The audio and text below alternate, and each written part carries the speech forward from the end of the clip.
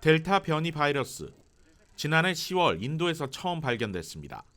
이후 WHO가 지명 사용을 철폐하면서 델타 변이로 명칭이 확정됐습니다.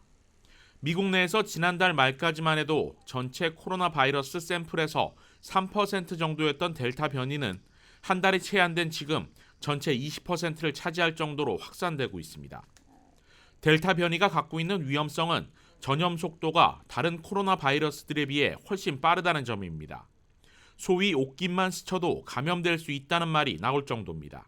Delta is the most transmissible of the variants identified so far. Has been identified in at least 85 countries and is spreading rapidly among unvaccinated populations.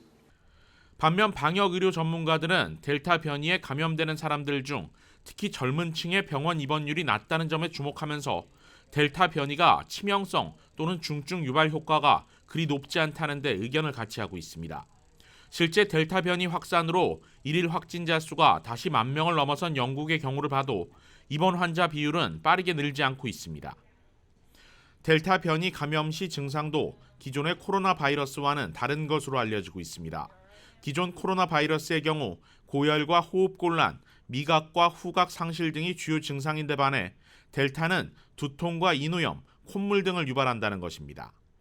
다행인 점은 현재 나와 있는 주요 백신들이 모두 델타 변이 예방 효과가 있다는 것입니다. 특히 화이자 백신의 경우 감염 예방률이 88%에 이르고 중증 예방 효과는 96%에 달한다는 최근 연구 결과도 나왔습니다. 성인 백신 접종률이 73%에 이르는 캘리포니아에서는 아직까지 영국발 알파 변이가 절반 이상이고 델타 변이는 네 번째로 확산 속도가 빠르지 않다는 점도 연구 결과를 뒷받침하고 있습니다. 부모들이 가질 수 있는 가장 큰 의문점, 백신 접종이 불가능한 12세 미만 자녀들의 감염 우려입니다.